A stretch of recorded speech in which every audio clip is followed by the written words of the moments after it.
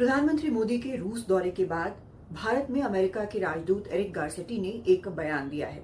उन्होंने कहा है कि दोनों देशों के रिश्ते को फॉर ग्रांटेड नहीं लेना चाहिए, या यूं कहे कि रिश्ते में कुछ बातें हैं जिनका ध्यान रखना चाहिए, नहीं तो रिश्ता बदस्तूर नहीं चलता।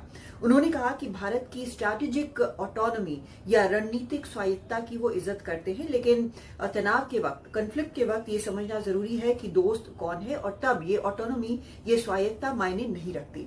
असल में अमेरिकी मीडिया में ये रिपोर्ट किया जा रहा है कि भारत सरकार की तरफ से दौरे की जानकारी अमेरिकी सरकार को दी गई थी।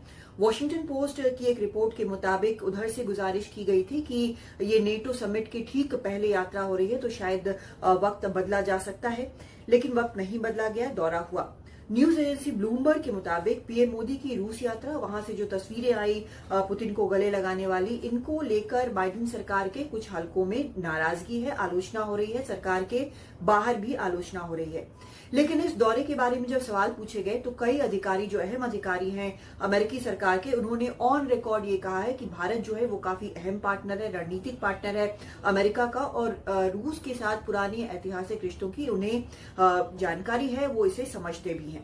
वैसे अमेरिका में अगर इस तरह की आलोचना हो रही है तो उसकी असल वजह क्या है? क्या ये रणनीतिक, कूटनीतिक है, या फिर इसके पीछे राजनीतिक वजह है? रूस यूक्रेन युद्ध में अमेरिका जो है वो यूक्रेन के साथ खड़ा है, हर प्रकार की मदद दे रहा है, लेकिन भारत से भी मजबूत रिश्ता है। बाइडेन प्रशासन ने ही प्रधानमंत्री मोदी को राजकीय दौरे पर न्योता दिया था, और चीन के खिलाफ भारत को काउंटर बैलेंस के तौर पर भी अमेरिका में देखा जाता है। तो क्या हुआ है, क्या समस्या क्या है? असल में भारत और अमेरिका के बीच कई स्तरों पर सहयोग है, खासकर डिफेंस के मामले में। डिफेंस टेक्नोलॉजी को लेकर अमेरिका को हमेशा ये आशंका रही है कि भारत का जो बड़ा सप्लायर है रूस डिफेंस इक्विपमेंट का, उसके कारण अमेरिका की तकनीक कहीं रूस के हाथ में न पड़ जाए। अब पहले से भी ज्यादा अमेरिका और भारत के बीच में जो डिफेंस है उस पर सहयोग हो रहा है। दूसरी तरफ बाइडेन जो है वो चुनावी साल में है। भारत अमेरिका रिश्ते के जो आलोचक हैं या जिनका कोई एजेंडा है, वो इस दौरे को लेकर बाइडेन पर निशाना साध सकते हैं। पहले से स्वास्थ्य और गाजा नीति को लेकर बाइडेन निशाने पर है, तो इसलिए ये एक हो सकता है और उनके लिए परेशानी का सबब हो। लेकिन अगर कूटनीति के नजरिए से देखें तो प्रधानमंत्री मोदी का रूस का दौरा जो है वो भारत और अमेरिका दोनों के लिए अहम है और बेहतर है। इस दौरे में अगर देखें तो कोई नया डिफेंस डील अनाउंस नहीं हुआ, बल्कि जो पुराने इक्विपमेंट हैं उनके लिए स्पेयर पार्ट्स को जल्दी देने की बात हुई, को प्रोडक्शन की बात हुई।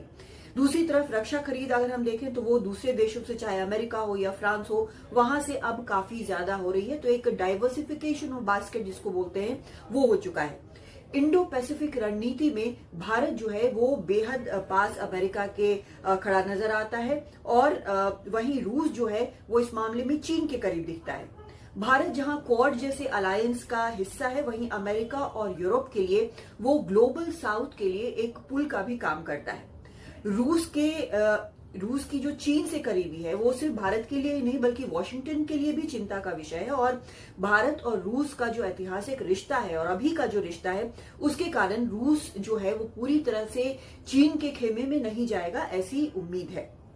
रूस यूक्रेन युद्ध के कारण भारत को भी कई समस्याएं हुई हैं, खासकर एनर्जी जो है तेल का हो या फिर खाद की समस्या हुई हो, और पहले से कहीं ज्यादा वो रूस का तेल ले रहा है, डिस्काउंटेड कीमत पर भी ले रहा है, लेकिन उससे बाकी देशों को भी फायदा हो रहा है।